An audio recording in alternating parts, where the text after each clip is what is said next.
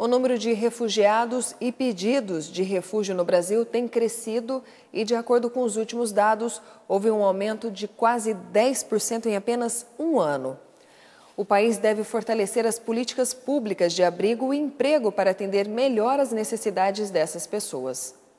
O Alto Comissariado das Nações Unidas para os Refugiados divulgou hoje números que apontam um aumento de refugiados e pedidos de refúgio no Brasil. De acordo com os dados do Comitê Nacional dos Refugiados, no último ano, o número de refugiados no país subiu 9,3%, além dos pedidos de refúgio, que cresceram 23,6% em comparação com os índices de 2015.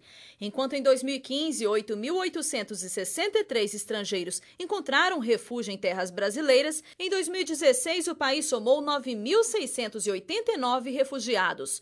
Os pedidos de refúgio passaram de 28.670 em 2015 para 35.464 em 2016. De acordo com as últimas informações, os principais países de origem dos refugiados que vivem no Brasil são Síria, com 2.298, Angola, com 1.420, Colômbia, com 1.100 e República Democrática do Congo, com 968. Entre os refugiados que chegam ao Brasil, 35% se encontram no Sul, 31% no Sudeste, 25% no Norte, 7% na região Centro-Oeste e apenas 1% na região Nordeste. De acordo com o Acnur, a tendência é de que as pessoas lutem pela permanência no país de origem antes de procurar refúgio em outras nacionalidades.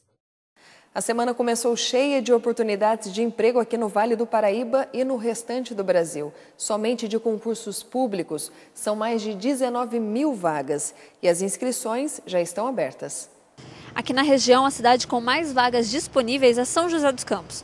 O posto de atendimento ao trabalhador do município está com 46 vagas de empregos abertas. Só para a função de porteiro são 18 oportunidades. Também há vagas para assistente administrativo, auxiliar de limpeza, entre outras atividades.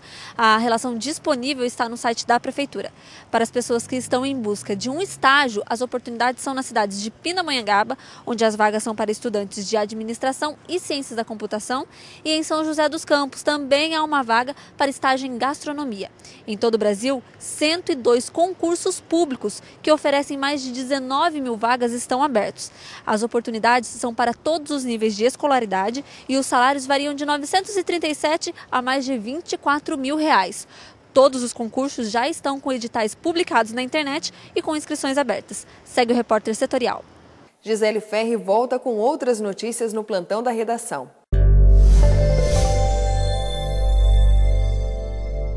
A temporada 2017-2018 para o vôlei de Taubaté começa na próxima segunda-feira do dia 26, no ginásio Abaeté. Será a primeira atividade sob o comando de Daniel Castellani, que estava na Bélgica e assume o posto de César Douglas, vice-campeão com o clube na Superliga 2016-2017.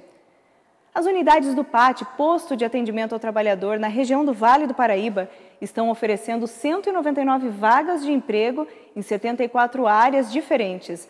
As oportunidades estão divididas pelas cidades da nossa região. Interessados devem procurar as unidades do PAT, levando documento de identidade e carteira de trabalho. Saiba como fica o tempo em algumas cidades aqui da nossa região. Em Aparecida, a mínima será de 13 e a máxima 26 graus. Caçapava, mínima 12, máxima 25.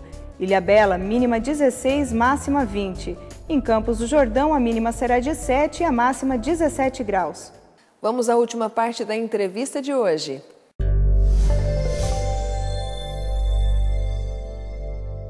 Bom, se a gente voltar no tempo, né, vai ver que realmente as pessoas que desenvolveram métodos de aviação tinham realmente uma mentalidade completamente fora de combate. Santos Dumont era um pacifista por excelência, né? Um homem que era supersticioso, não podia começar a pisar na escada com o pé esquerdo. A casa dele em Petrópolis tinha uns buracos para o cara não poder botar o pé esquerdo de jeito nenhum. Era o nosso professor Pardal.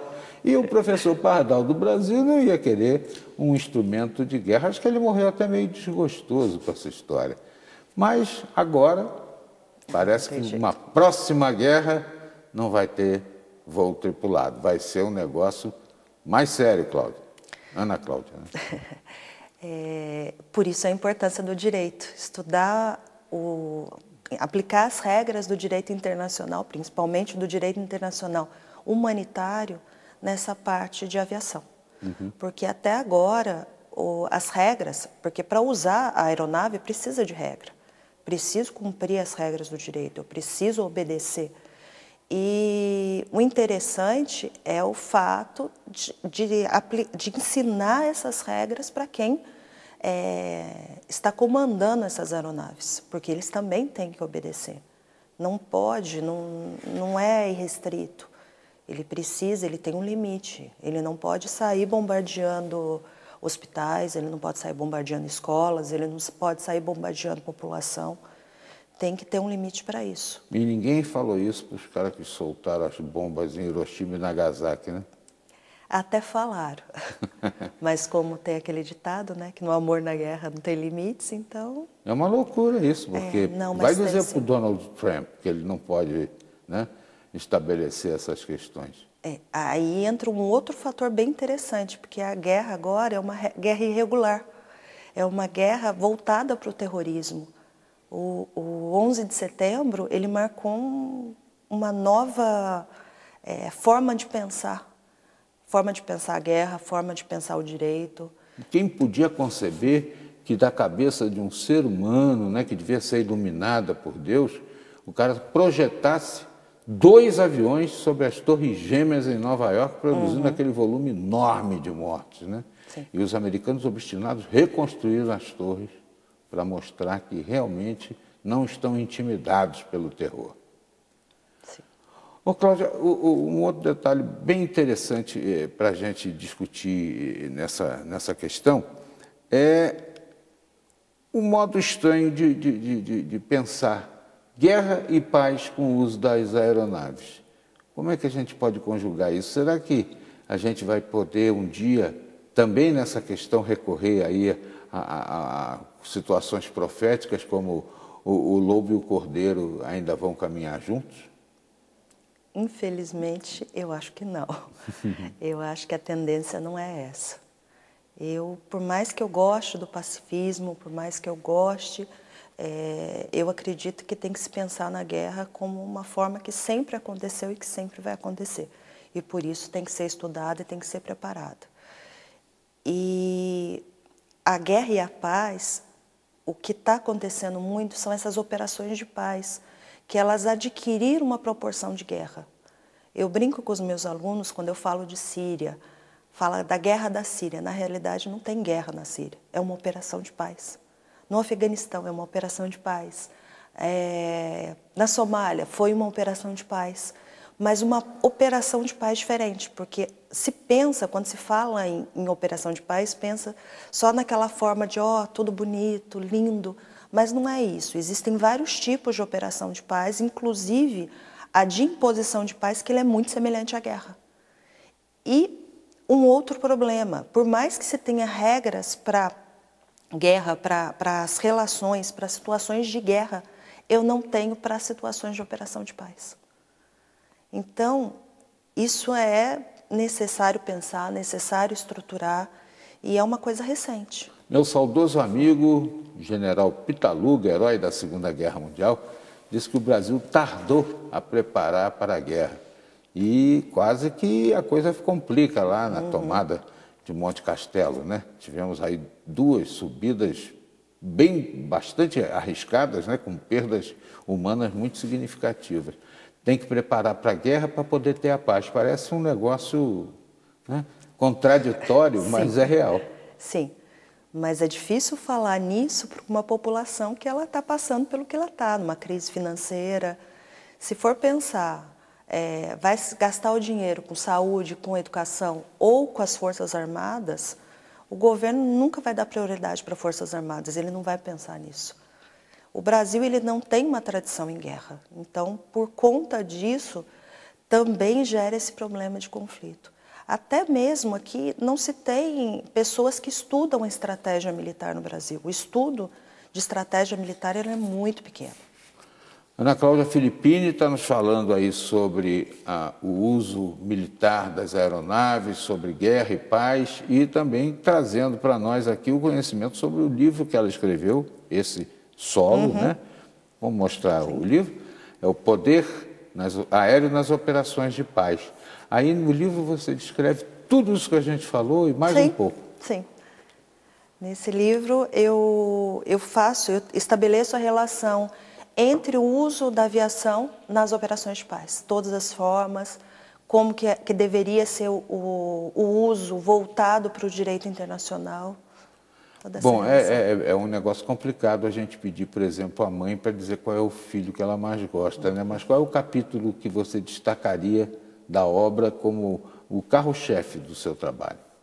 Eu gosto do 4º capítulo, que é o que analisa a legalidade e a legitimidade em 2 operações específicas, que é da ex-Iugoslávia e da Somália, que eu analisei toda a operação de paz e todo o uso do poder aéreo e fui verificando se teve legitimidade e se foi legítimo e se foi legal, toda aquela relação. Quero agradecer a presença da Ana Cláudia Filippini, advogada, ex-integrante aí do serviço ativo da nossa Força Aérea Brasileira, mas certamente que hoje na reserva, né? E também teve um trabalho muito significativo nessa pesquisa importante. E você vê que coisas bem atuais, né? Somália, está todo mundo aí, Afeganistão. Para a garotada que está aí também se preparando para exame, é uma obra que a gente recomenda, na medida em que essas questões atuais costumam cair na prova tipo pegadinha, né? Já vi muita gente entrando aí porque não lê jornal, não lê livro, não acompanha, né? Tem que estar sempre atualizado, porque na prova isso cai e o bicho pega. Ana Cláudia, obrigado pela participação, e é uma obra que a gente recomenda aqui. Poder Aéreo nas Operações de Paz, de Ana Cláudia Filippini, mestre em Ciência Política, advogada, que esteve conosco falando sobre esse importante assunto. Uma futura guerra vai ser com drones, hein? Nesta edição você viu, Brasil volta a crescer. O projeto pretende ampliar o número de escolas do ensino médio em período integral. O brasileiro é o campeão mundial de horas em redes sociais e aplicativos de troca de mensagens. Cresce o número de refugiados e pedidos de refúgio no Brasil. Estes são alguns dos destaques mais importantes desta edição. Você pode rever todas as nossas reportagens em nosso portal, reportasetorial.com. Acesse, compartilhe. Visite também nossa página no Facebook, Instagram e o nosso canal no YouTube. Temos um encontro marcado de segunda a sexta ao meio-dia e aos sábados e domingos às 11 da noite. E lembre-se, a boa notícia é: quando Jesus voltar, todo olho verá. Até a próxima!